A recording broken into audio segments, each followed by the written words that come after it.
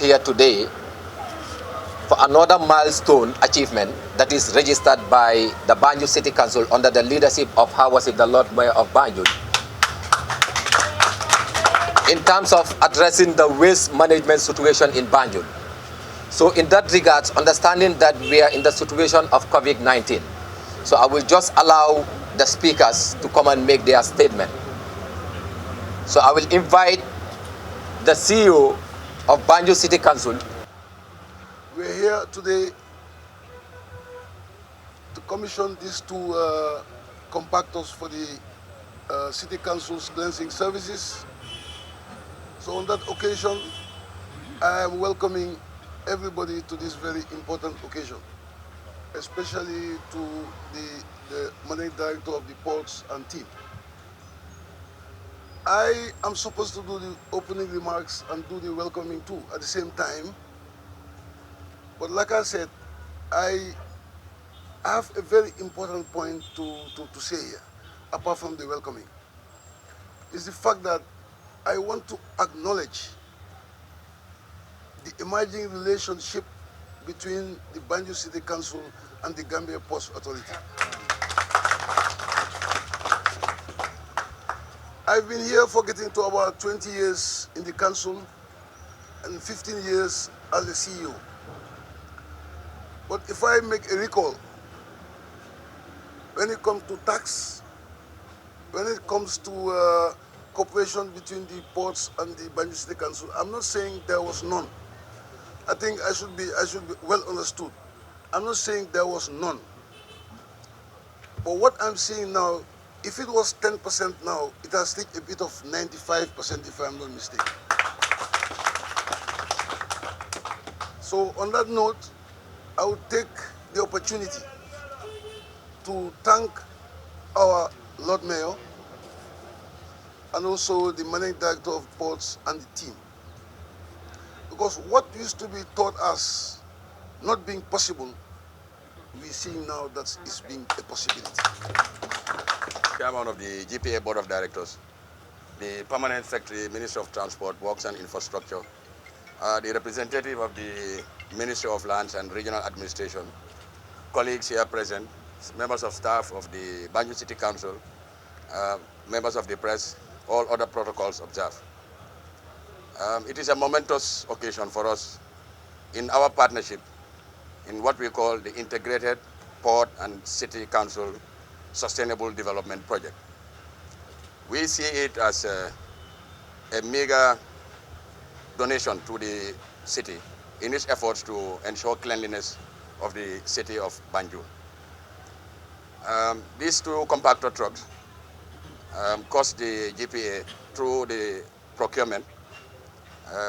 about $8 million, but it is a mega contribution to the city's development objectives. Our relationship with Banjul City Council is considered in a more sustainable manner in the sense that sometime in March last year, we signed a joint request to have the African Development Bank immediately approve a $3 million grant support to what they call a pilot project under the African Development Bank called the Urbanization Project. Now, this the bank has done as a pilot project so that if it works, they will replicate it in other countries. It just goes to show the initiatives we are taking to partner with the city in a more sustainable manner. Now, this project is also linked with the Greater Banjul development. So it's not only about the city, but the KMC and the West Coast region are also involved in this project. And UNOPS has been appointed as the executing agency to look at ways of making Banjul and the Greater Banjul area more habitable and more conducive for its residents. Typically for Banjul, why it is important, there is a need for regeneration. Our objective is to make Banjul more habitable so that people who have relocated elsewhere may want to come back and live in the city. In the project, we're looking at ways of expanding the city, although it's restricted because of the spatial arrangement. But things like the waterfront area, things like the bond polder, these are areas that are being looked at and see how they can be brought back to a state where people can utilize it for residents and other recreational amenities. Now, the project is being implemented with the full collaboration of the 3 municipalities, as I mentioned earlier. And with the Banjul City Council, what has been a challenge, we now want to take with them in a very collaborative manner to ensure that there's sustainable development of the port and the city of Banjul. You may be aware that the city itself is constrained in terms of its capacity to expand because of it's an island in nature. But the project is looking at ways to zone activities and do what we call spatial development, so that the right activities will be placed at the right places where people can easily cohabit with businesses and be in the major capital in the country. We want to ensure that there is sustainability in our relationship with the city. So on behalf of the Board of Directors, the Ministry, and all other collaborators, we want to take this opportunity to encourage the BCC to engage the port further in what speakers have already mentioned earlier, the port and the city relationship. That's why these 2 trucks, we are just beginning to start in that kind of relationship. I thank you for your attention. Good morning to all of you. I am pleased and honored to stand before you as representative of my permanent secretary to partake in this official ceremony marking the handing over of 2 garbage compactor trucks to the city of Banjul. Waste collection and its management has been a daunting challenge, not only for the city of Banjul, but particularly to the remaining 2 urban city councils. Waste should be seen as everybody's business, not only for the residents of Banjul, but for non-residents of Banjul alike. Quite a good number of officials behind me have traveled far and near across the globe, have seen what other cities look like, and therefore the challenge before us here is to transform our city to be a city that all residents and non-residents of this country will be proud of. Waste may be a national challenge, but equally a local problem. And therefore, each and every one of us have a responsibility to treat our waste in a sensible manner. We are gathered here today in this handing over ceremony of 2 compactors donated by the Gambia Ports Authority. First of all, I would like to extend my sincere thanks and appreciation to the board members and director of the Gambia Ports Authority, who is my very own brother, for this incredible and kind gesture. My council and I deeply appreciate it. Again, my apologies for many disturbances and several follow-ups to your office. I was just doing this to make sure that the corporate social responsibility of ports is fulfilled, and I'm quite pleased to see it happen today. I will say this quote that my uncle, Haligai, does not want to hear. And I quote, 50% of all deaths in Banjul is contributed by the ferry terminal and the commercial area. Unquote. However, there is uncle, even though he is not here today. I will withdraw these words, even though it is the reality. Be sure that the trucks donated will be utilized to the fullest. And I must say, this is indeed a very good timing, given that we are in the raining season, and truth be told, the city is loaded with waste. Banjul City Council is a council of the capital. But let me say something that might surprise many people who might not have been aware. The council is one of the least financially strong bodies with numerous responsibilities. This is why it is important to have support from every institution and every stakeholder within and outside Banjul, putting into consideration that the capital is everyone's business, and that is what ports demonstrated. Ladies and gentlemen, let's bear in mind that with all the financial involved in the Banjul project, if the city is not clean, the project will not be as successful as we want it. This is why the cleanness of the city is our priority and should be the priority of everyone. The restructuring of the waste management department is also a primacy for me as well as others who have been writing to us through our suggestion box. I totally concur with them that the restructuring is important to the city. Rest assured that the investment from the Banjul EU project, the central government project, the donation received by Ports Authority, and the outcry from the public have triggered us to tighten our belts and make sure the restructuring will be a reality. We are working day and night on this, and with the shortest time, people will see a big change in the waste management system. I can vividly remember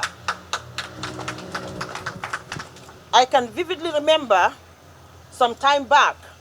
when the minister from my line ministry called me at his office to tell me that some concerned Banjulians approached him complaining how unclean Banjul is. In addition, let me express to this gathering that we will be expecting more equipment which I cannot mention now. But just to inform the people of Banjul, more is coming. Finally, I would like to thank the central government, Ports Authority, our Austin partners, Standard Chartered Bank and Sahel Bank, on behalf of the people of Banjul, for leading a helping hand to us. I will equally encourage other institutions to emulate them. To my youth, my friends, I am encouraging and inviting you to join the waste management process, knowing that we will do our best to develop your capacities and support you. This is no more a business like before. We wish to reassure the people of Banjul that you will be seeing more changes in the soonest possible time, and we will continue to appreciate your support. Assalamu alaikum. ñoom ñu ngi am meeting bu ñoo dem di sant bu baax a baax the board chairman of the Ports Authority, the Gambia Ports Authority, muy Mr. Sarr, de thank suma brother bi Ousmane Jobaate mi nga xam ne moo nekk di director of Ports Authority ak teamam bi mu àndal, especially Ousmane Wada di leen wax ne jërë ngeen jëf. Suma CEO bi wax na ko ne relationship bi Port Authority am ak Banjul City Council mu ngi gën a escalate positively. Di wax waa Banjul ne first and foremost di leen wax ne ngeen baal ñu axa. Xam nañ ne waste bi is a problem in Banjul. I am well aware of that. Te duma musa wax ne mukk ne the problem lies si yéen. Ñun as a leader I will take responsibility pour wax ne it's our fault. Waaye dinaa leen xamal ne very soon Banjul dinañ gis luñ musuta gis. Waste management dinañ ko solve biir Banjul ba ñëpp kontaan. Xaw ma nag ndax dañ ko ndax luwaa bi daf see bokka ndax luwaa bi di si bokka niñ ko solfee duma taxaw fii di ko wax waaye dina leen xamal ne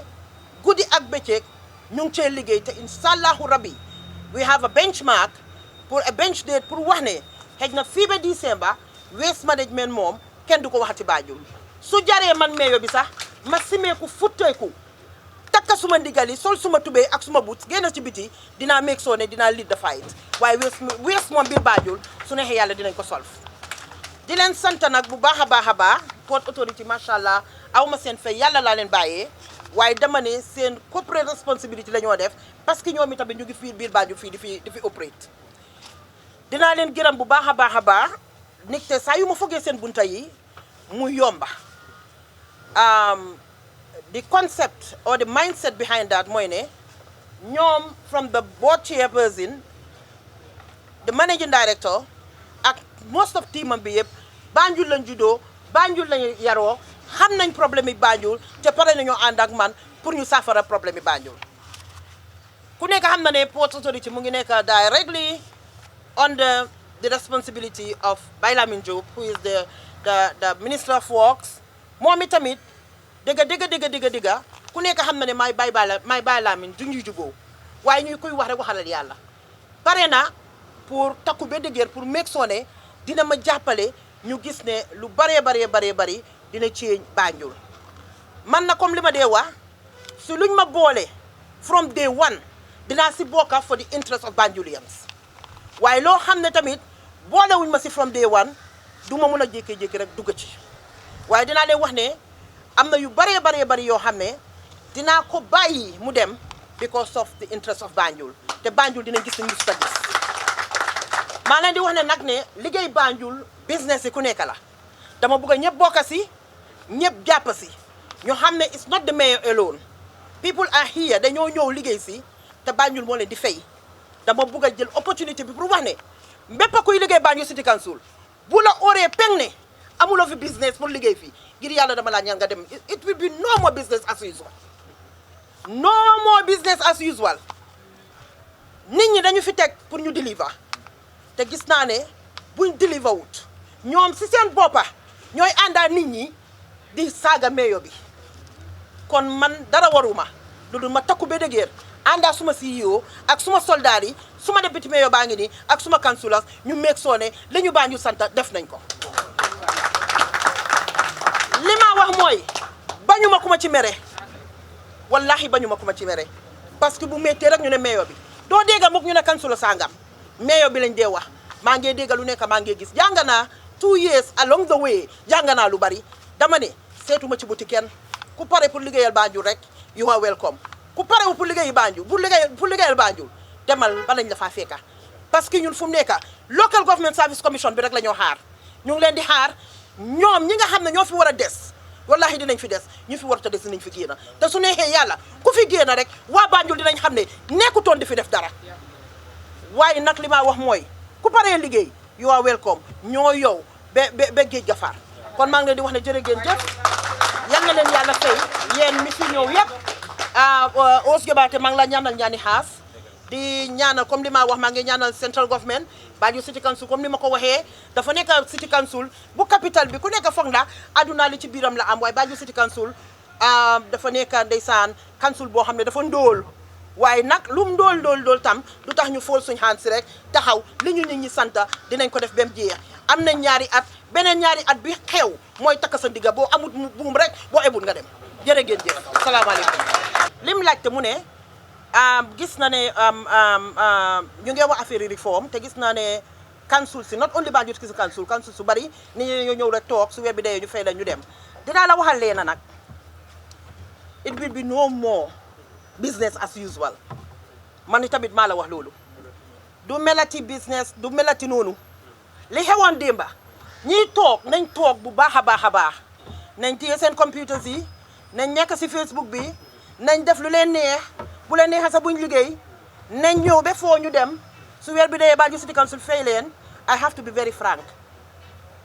comme li nga wax ne it's not Banjul City Council alone loolu kontaan naa si it's happening in most of these councils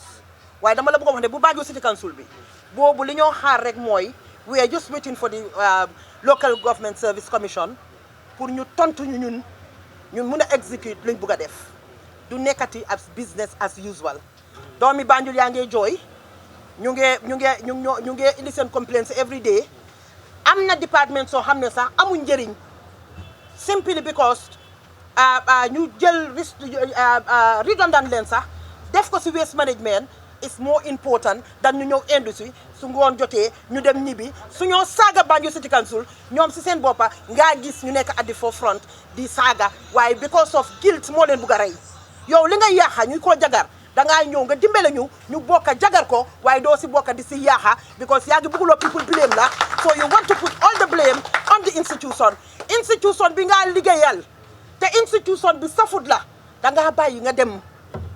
waaye nga bàyyi keneen dem ñëw waaye doo mën a nekk si institution xëy na qualification bi sa amuloo ko waaye institution baa ngay try ak yow di tette wante ak yow nga ne déedéet bor bu set da ngaa génna di attaque institution bi di saaga institution bi nag lim prépare léegi mooy ne liggéey ñun loolu rek mooy lañ gis fu mu nekk we have 2 years to go and we are going to be donkeys to our electorates loolu laa am pour mën laa tontu ci loolu. City Council is the least financed one. The society Banjul nekk na a business center lu waral loolu. waaw jërëjëf Aïssatou Banjul nekk na a business center waaye businesses yi fi operate ñoo bariwut fu mu nekk nii right now. Society most of the businesses is either ñu jël Banjul seen businesses yi def ko store which loo xam ne Banjul City Council tamit daf si taxaw takku ci ba dëgër. Aïssatou li ma la bëgg a wax rek mooy ñu ne sooy xeexi sa gànnaay yëpp doo ko génne wane ko waaye li ma la bëgg a wax mooy ñi nga xam ne ñooy jooy store buñu eboo ñu dem tëdd nelaw ñiy jooy troc si dama leen bëgg a wax ne ñu ngeen dem tëddi nelaw ñi nga xam ne dañoo liggéey si industrie duñu liggéey buñu eboo ma wax la ne leen na waa Banjul dem tëddi nelaw loolu yëpp dafaa génn loolu rek laa am pour bëgg a wax jang birin sama keda akeda ni kuyati fomo do fota ni lo jam fana anu nga kalam da fana ko bambol be janne men yalon ko feka modulo batande an Banjul ni desolo ko ni sama keda ka kajan nyamen is so sad but fo kansule kuso do me yalon ko ba prepare kan kaje ko ko le akol bondi mol ka men yalon ko wollen katre faye wa jërëjëf moom li moo laajte mu ne taw bi ak flotte bi ni mu fi demee woon gis nañ ne Banjul flottoon na léegi lan lañ ci war a def te gis na ne bambo yi jësiti ñu ngi biir Banjul li ma bëgg a wax rek mooy I'm not here as I said the last time nekkuma engineer and I'm not trying to defend anything please dama bëgg a nit ñi ñu understand loolu man if I take responsibility on my soldiers billahi walay talaay it doesn't matter what moo tax ma ne la ñu am koo xam ne da nga def wrong sax man I will take the responsibility waaye bu ma jëlee suma decision I want people to respect it as well li ma la bëgg a wax mooy ne the project is going on I am not an engineer pour wax ne project bi baax na or project bi bon na waaye what I will say mooy ne I will give compliment to central government simply ne ñu ngi maa jàppale pour mun a jagar Banjul loolu moom is a fact and I will say it anywhere. The second thing lu ma bëgg a wax mooy ne as I said li ma doon wax Aïssatou léegi ne Banjul City Council amut lu bari so waaye nag tamit am na a milestone mooy ne am na fi institution soo xam ne ñu ngi fi sampu dëgër fi yàgga fi te nekkul di defaral Banjul dara and they are our targets. We are not threatening anybody but we will knock their doors and ask them lan mooy seen corporate responsibility pour Banjul so bi res aso ne JCT ak whatever I cannot say about these are sometimes there are certain things soo xam ne am na yeneen département soo xam ne tamit ñoom ñoo responsible as you said it's true ne ndox bi mun naa bari comme sénégalais boobu yal na ko yàlla yërëm ni mu gaa ñëw dugg si biir pax bi te yëgu ko keneen tamit mun naa taxaw bamboo bi jësit bi tamit lekka ko waaye we have am nañ a lot of strategies yoo xam ne ñu ngi ko put in place with all the departments like the Department of Wildlife and the Department of Environment of course ñi nga xam ne ñoom tamit dañ war a ñëw pour jàppale ñu because bi flood bi amee I spoke to them simply because ndox bi mun naa jaxasoo ak leneen choléra ñëw outbreak am si biir Banjul waaye pour wax la rek ne la we are not sitting down folding our hands it's a very tough fight a very very tough one because the Banjul City Council was redundant to nothing waaye one thing mun naa la ko wax mooy ne su ñoo jóg dañoo jóg nanka because li xew mooy there are people in the institution ñoo xam ne so institution bi jóg sax ñoom ñoo ko wàccee because luñ miinoon moom la ñoo génnee you know one thing I will tell you if you want to fight corruption it fights back and it fights back hardly while ñoom si liñ nekk duñ ko wax li Banjul City Council every step institution bu nekk dafa am ups and downs some and Banjul City Council is no exception not at all. I always said it when I stand on platforms dama dee wax ne Banjul City Council has a problem of waste management. Banjul City Council def na lu bari we have given pani mbalit here we are suñ center suñ town hall baa ngi nii ñu ngi ko sampa ñu ngi sampa youth center we have this EU project yoo xam ne it addresses greening of the city ñu ngi am Crab Island for sustainability projects yoo xam ne ñu ngi ko faa def we have done some roads here. Ak yeneen the abattoir, the building of toilets in the market. Yooyu yëpp def nañ ko school fees yi ñàkk a di fayal xale yi waaye lu ma dee wax rek mooy dafa am ku ma yónnee benn statement ma read ko ñuy laa woon ne mun ngaa def 100 things mu baax waaye benn su baaxutee rek this is where fu ñoo téyande ko waaye lu ma wax mooy man dama dee soo téyande ko dama dee njaayaanu li tax may njaayaanu moom it's not about Rohey Malick Lowe it's about the women of the Gambia man su ma féelee ñun ñoo féel and this is why always I call for the women pour ñu ñëw jàppale ma because this is our fight this is the fight of the women and the youths. It's not Rohey Malick Lowe alone because my slogan is saying women empowerment, women and youth empowerment. And this is why, as much as it doesn't matter how frustrated I am, I always go out to the field ma make sure ne war bi duma si busa dellu gannaaw te billahi walay talaay man duma dee foofu war waat and I will not sit here and say Banjul nii la war a mel or Banjul ne la mel a mel. I always said it. I am not the one to change Banjul. I have only a term and governance is a chain. Dinaa fi toog mu am jamono boo xam ne ma dama war a génn keneen war a ñëw waaye we will build a structure here boo xam ne fii ku fi musa ñëwati corruption is free. I'm not saying 100% free waaye 90% corruption boobu dinañ ko génnee ba nga xam ne xaalis bi Banjul City Council di am lum tuuti it will go to the askan. May leen ma time please. I'm not saying don't criticize me, criticize as much as possible. That makes me strong.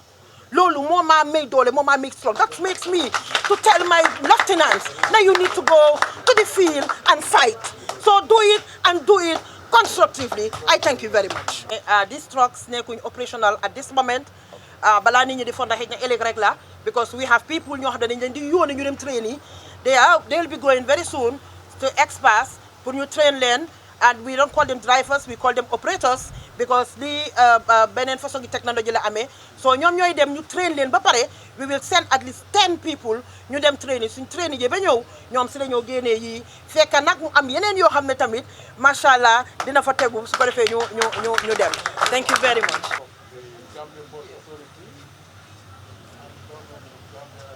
And the people of the Gambia, it's my pleasure to hand over these keys for these trucks with the hope that we will serve the purpose for which it has been given to the city of Gambia. Keep it clean and we will maintain properly over time and we pray that more of this type of assistance will be given to the Gambia.